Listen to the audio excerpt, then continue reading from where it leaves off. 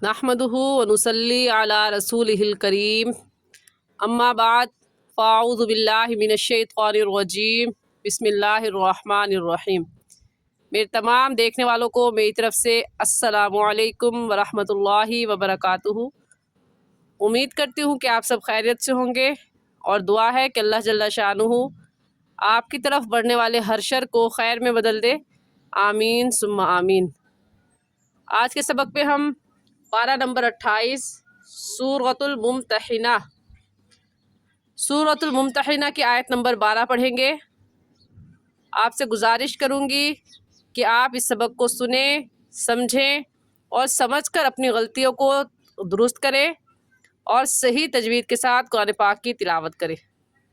जज़ाकुमुल्लाहु खैरा। सबक का आगाज़ करते हैं। अऊज़ु बिल्लाहि मिनश शैतानिर रजीम। सूरतुल मुम्तहिनति मदनिय्यतुम बिस्मिल्लाहिर रहमानिर रहीम। या अय्युहन नबिय्यु इज़ा जाअकल मुअ्मिनातु युबायि'नका अला अल्ला युश्रिकन बिल्लाहि शैअन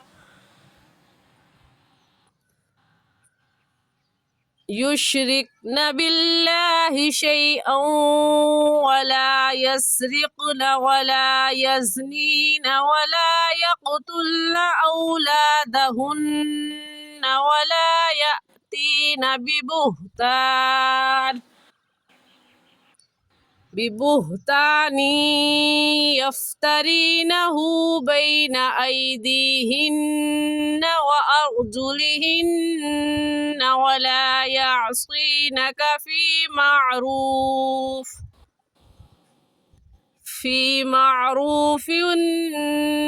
फबायि'हुन्न वस्तग़फिर लहुन्नल्लाह इन्नल्लाह गफूरुर रहीम। आज के सबक में या अय्युहन नबिय्यु, या अय्युहन नबिय्यु में कौन सी मद है? इस मद का नाम है मद्दे मुनफसिल और मद्दे जायज़, और इस मद को हम 3 अलिफ की मिकदार खींचेंगे, इससे कम या ज़्यादा नहीं खींचेंगे। हमें कैसे पता चला कि इसका नाम मद्दे मुनफसिल है? क्योंकि ये कायदा नूरानी कायदे की तख्ती नंबर 9 में हम पढ़ चुके हैं कि हुरूफ़ मद्दा के बाद हमज़ा अगले कलमे में हो। हुरूफ़ मद्दा इसमें खड़ी ज़बर है। खड़ी मद्दा का भी वही हुक्म है जो अलिफ मद्दा का है। तो हुरूफ़ मद्दा का इसमें खड़ी ज़बर है। अब हुरूफ़ मद्दा अलग है और हमज़ा अलग कलमे में है। कैसे? क्योंकि ये लफ्ज़ है या अय्युहन नबिय्यु, तो या एक लफ्ज़ है और अय्युहन नबिय्यु दूसरा लफ्ज़ है। और कायदा ये है कि हुरूफ़ मद्दा के बाद हमज़ा अगले कलमे में आ जाए तो उस मद को मद्दे मुनफसिल और मद्दे जायज़ कहते हैं, और इस मद को हम 3 अलिफ की मिकदार खींचेंगे, इससे कम या ज़्यादा नहीं खींचेंगे। ऐसे पढ़ेंगे। और एक बात और कि इस खड़ी ज़बर भी है इसके साथ, और खड़ी ज़बर को 1 अलिफ की मिकदार खींच कर पढ़ते हैं तो कुल 4 अलिफ की मिकदार खींचेंगे। ऐसे कहेंगे या अय्युहन नबिय्यु। अय्युहन में नून मुशद्दद है और नून मुशद्दद पर हमेशा गुन्ना होता है, तो गुन्ना करेंगे। ऐसे या अय्युहन नबिय्यु इज़ा जाअकल मुअ्मिनातु। ज़ाल नरम हरूफ में से है, नरमी से पढ़ेंगे। और नरमी से पढ़ने का तरीका ये है कि अपनी ज़बान की नोक दोनों दांतों के दरमियान में लाने से ज़ाल निकलता है। ज़ाल की जगह ज़ा पढ़ना दुरुस्त नहीं है। ऐसे कहेंगे इज़ा जाअकल। अलिफ से पहले ज़बर आ गया तो अलिफ मद्दा कहलाएगा, और हुरूफ़ मद्दा के बाद हमज़ा उसी कलमे में आ जाए तो इस मद का नाम होगा मद्दे मुत्तसिल और मद्दे वाजिब। और इस मद को हम 4 अलिफ की मिकदार खींचेंगे, اس سے کم یا زیادہ نہیں کھینچیں گے. ایسے کہیں گے جاءکل. مؤمناتو میں حمزہ ساکن ہے اور حمزہ ساکن پر ہمیشہ جھٹکا دے کر پڑھتے ہیں، تو ہم جھٹکا دیں گے. ایسے کہیں گے مؤمناتو. نون کے اوپر کھڑی زبر ہے اور کھڑی زبر کو ایک الف کی مقدار کھینچ کر پڑھیں گے. ایسے مؤمناتو یبایعنک علی اللہ. یہاں پر یہ بات سمجھ لیں کہ ان لا پڑھنا غلط ہے اور صحیح ہے اللہ. ہمیں کیسے پتہ چلا کہ اسے ان لا نہیں پڑھنا بلکہ اللہ پڑھنا ہے؟ ہمیں ایسے پتہ چلا کہ یہ قاعدہ ہم نورانی قاعدے کی آخری تختی خاتمہ اجرائے قواعد، اس میں ہم نے قاعدہ پڑھا کہ تشدید سے پہلے جزم آ جائے. اب تشدید کسے کہتے ہیں؟ لام کے اوپر 3 دندانے والی جو علامت ہے اسے تشدید کہتے ہیں، اور نون کے اوپر جو علامت ہے اسے جزم کہتے ہیں. قاعدہ یہ ہے کہ تشدید سے پہلے جزم آ جائے تو جزم والے حرف کو چھوڑ دیتے ہیں اور تشدید والے حرف کو پڑھتے ہیں. تو یہ ایسے ہو جائے گا اللہ. نون جزم والا حرف ہے، اس کو چھوڑ دیا تو بن گیا اللہ. امید ہے آپ کو یہ بات اچھے سے سمجھ میں آ گئی ہوگی کہ ان لا پڑھنا غلط ہے اور صحیح ہے اللہ. علی اللہ یشرکن باللہ. لفظ اللہ سے پہلے زیر آ گیا تو لفظ اللہ باریک، اور باریک کرنے کا طریقہ کہ آپ کے دونوں ہونٹ پھیل جائیں. باللہ شیئا. یہاں پر بھی شیئن پڑھنا درست نہیں ہے بلکہ کیسے پڑھا جائے گا؟ شیئا. شیئا کو ہم ایسے پڑھیں گے کہ تنوین کے بعد حروف یرملون میں سے واو آ گیا ہے، تو اگر حروف یرملون آ جائے لام اور غا کے علاوہ تو وہاں پر غنہ کرنے کے ساتھ ساتھ ادغام بھی ہوتا ہے.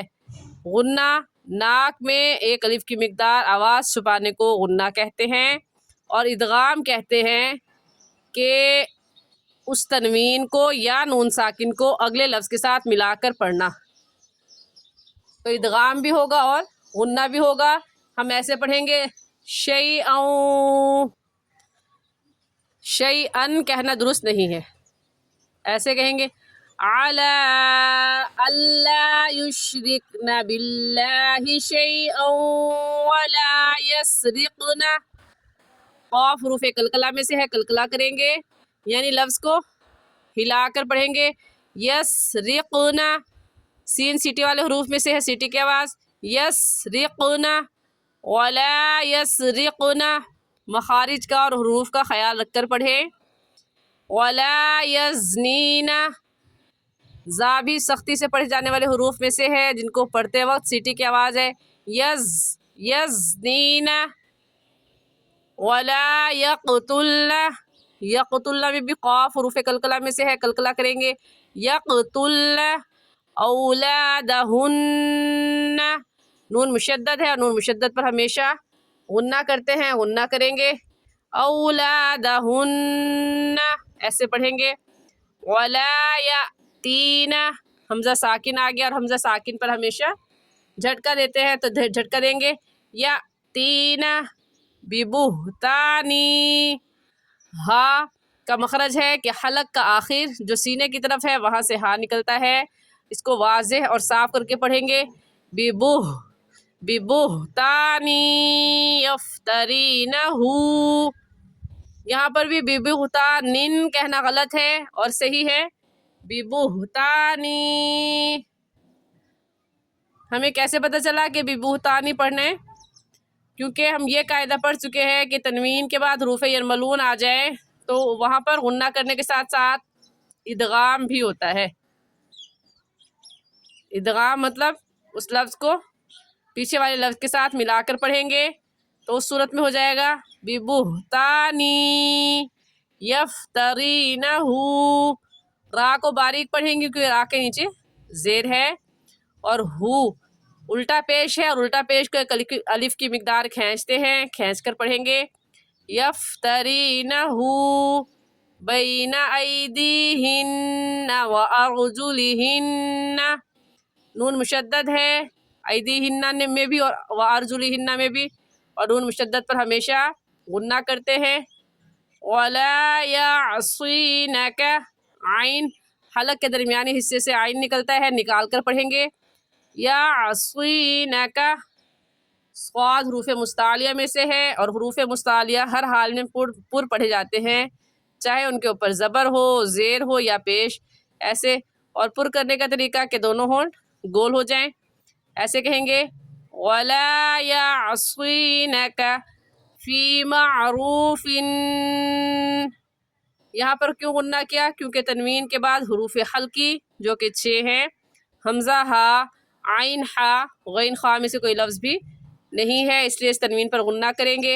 ایسے کہیں گے معروف فبایعہن واستغفر لہن اللہ.